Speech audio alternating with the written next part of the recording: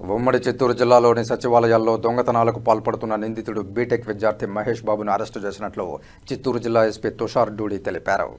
సోమవారం చిత్తూరు జిల్లా పోలీసు అతిథి భవనంలో ఏర్పాటు చేసిన మీడియా సమావేశంలో జిల్లా ఎస్పీ తుషార్ డూడి మాట్లాడుతూ మహేష్ బాబు 3 ఏళ్ల నుంచి రాత్రిళ్లు సచివాలయాల్లో ప్రింటర్లు, ల్యాప్టాప్లు చోరీ చేస్తున్నాడని తెలిపారు.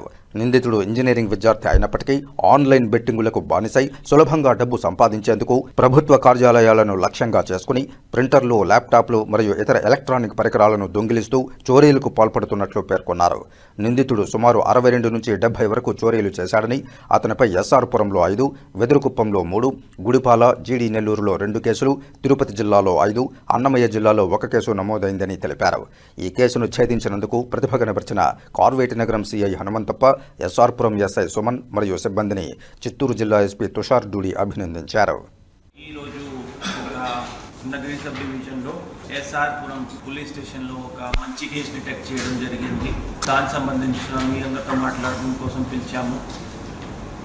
ఈ కేసులో మన లర్కింగ్ బీట్ వాళ్ళకి ఒక సస్పీషియస్ మూమెంట్ కనిపించిన తర్వాత మేము ఫింగర్ ప్రింట్స్ కలెక్ట్ చేసాము, అతన్ని తీసుకువచ్చాము.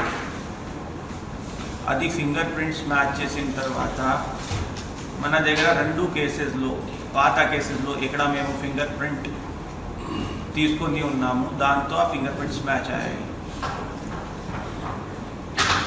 దెన్ మేము ఆ అక్యూజ్ని కొంచెం ఇంటర్వ్యూ చేయడం జరిగింది. ఇంటర్వ్యూ చేసిన తర్వాత మనకి ఏం తెలిసింది అంటే, ఈ అక్యూజ్డ్ పేరు C Mahesh Babu, age about 22 years. అతను ఒక బీటెక్ స్టూడెంట్. గత 2-3 సంవత్సరాల నుండి నైట్ టైం మన గవర్నమెంట్ ఆఫీసెస్ ఉన్నాయి, మెయిన్లీ సచివాలయం, ఇలాంటి దాంట్లో లాక్లు బ్రేక్ చేసుకొని ఏ టూల్స్ వాడతారో అది కూడా మీ ముందే ఉన్నాయి. అక్కడ నుండి ఎలక్ట్రానిక్ ఐటమ్స్, ప్రింటర్ ఉన్నా, ల్యాప్టాప్ ఉన్నా, ఇంకా ఏమి ఉన్నా దొంగతనం స్టార్ట్ చేశాడు. అది తీసుకువెళ్ళి OLXలో లేకపోతే రిమైనింగ్ ఆన్లైన్ ప్లాట్ఫామ్స్లో దాన్ని అమ్మేసుకొని దాంతో ఇన్కమ్. ఇతనికి ఒక బెట్టింగ్ అడిక్షన్ అయిపోయింది. దానికోసం డబ్బు సంపాదించుకోవాలి, ఏది ఒకటి రకంగా ఆ హ్యాబిట్ కంటిన్యూ చేయాలి. అందుకే ఇతను స్టార్ట్ చేశాడు. మనకి ఆల్రెడీ ఇతను 60 to 70 మధ్యలో ఇలాంటి ఇన్సిడెంట్స్ చేశాడు, ఆఫెన్సెస్ చేశాడు. దాంట్లో ఆల్రెడీ మేము ప్రాపర్టీ కూడా రికవర్ చేసాము. మీ ముందే 3 ల్యాప్టాప్స్, ఆల్మోస్ట్ 30 ప్రింటర్స్ ఉన్నాయి.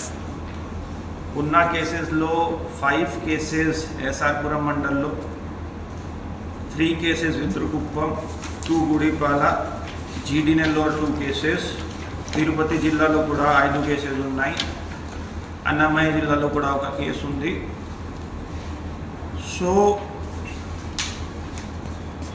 ఇది కంటిన్యూస్ ప్రాసెస్లో, ప్లస్ ఇది ఒక కొంచెం తక్కువ అమౌంట్ లేకపోతే easy going and government officers కూడా ఎందుకు టార్గెట్ చేశాడు అంటే, కొంచెం ప్రైవేట్ ఇల్లు నుండి దొంగతనం చేసిన తర్వాత ఒక భయప్రాంతం ఎక్కువ ఉంటుంది, డిటెక్షన్ కూడా చాలా తొందరగా అయిపోతాయి. కానీ గవర్నమెంట్ ఆఫీస్ నుండి ఏది ఒకటి పోయింది అంటే పెద్దగా ఎవరు పట్టించుకోరు, ఆ ఆలోచనతో ఇతను చేశాడు. సో అవర్ టీమ్, మన ఏఎస్పీ తరుణ్ గారు దాంట్లో లీడ్ తీసుకున్నారు, ప్లస్ DTC DSP గారు రామ్ గారు, మన నగర్ సిఐ గారు Hanumanth and local SHO overall చాలా బాగా పనిచేశారు దాంట్లో. ప్లస్ ఇది mainly offence and detection regarding time and again మేము మీకు చెప్తూనే ఉన్నాము, కొంచెం ఈ లాటరీ, బెట్టింగ్, గ్యాంబ్లింగ్ ఇలాంటి practices eventually law and order, crime, social life మీద ఖచ్చితంగా ప్రభావం చూపిస్తాయి. ఎందుకంటే అది అడిక్షన్ సాటిస్ఫై చేయడానికి అమౌంట్ కావాలి. ఆ అమౌంట్ రాకపోతే వాళ్ళు ఫ్రస్ట్రేషన్లో ఉంటారు. దానివల్ల ఏది ఒకటి ప్రాపర్టీ ఆఫెన్సెస్ స్టార్ట్ చేస్తారు, లేకపోతే రిలేషన్షిప్స్ అయిపోతాయి, గొడవ పెట్టడం, ఎవరొకరిని కొట్టడం, ఇవి ఇలాంటి కూడా జరుగుతాయి. అందుకే గత 5-6 months నుండి మన తరఫు నుండి చాలా గట్టిగా ఈ గ్యాంబ్లింగ్, బెట్టింగ్ దాని మీద యాక్షన్ తీసుకున్నాము. ఇప్పుడు కూడా మన ఐఎస్పీ గారు ఒక బెట్టింగ్ కేసు మీద వర్కౌట్ చేస్తున్నారు. అండ్ మన తరఫు నుండి ఖచ్చితంగా మేము కమిటెడ్ ఉన్నాము. ఈ సోషల్ ఈవిల్స్ ఇప్పుడు ఇది కంప్లీట్ ఆపడానికి ఒకరోజు సరిపోదు. ఎందుకంటే డిమాండ్ సప్లై రెండు ఉన్నాయి. ఆడించిన వాళ్ళు ఆడిపిస్తున్నారు, ఆడిన వాళ్ళు ఆడుతున్నారు. సో ఆ పరిస్థితిలో ఓన్లీ పోలీస్ ఒక లెవెల్ వరకు ఎన్ఫోర్స్మెంట్ చేయగలుగుతారు. దీనిలో మన మీడియా మిత్రులు కూడా, విలేకరులు కూడా మాకు సహాయం చేయాలి. ఈ అవేర్నెస్ క్యాంపెయిన్స్ అప్పుడు మేము ఇన్ఫర్మేషన్ కూడా అడుగుతాము. తర్వాత ఓవరాల్ ఇప్పుడు మీ రీచ్ చాలా బాగుంది, సో కొన్ని ఇలాంటి ప్రోగ్రామ్స్ చేయడం, మీ సమావేశాల్లో పేరెంట్స్తో మాట్లాడుకోవడం, మీ దగ్గర ఏమైనా ఇలాంటి ఇన్ఫర్మేషన్ ఉంటే మాతో షేర్ చేయడం, మేము ఖచ్చితంగా కాన్ఫిడెన్షియలిటీ మెయింటైన్ చేసుకొని యాజ్ పర్ లా గట్టిగా చర్యలు తీసుకుంటాం.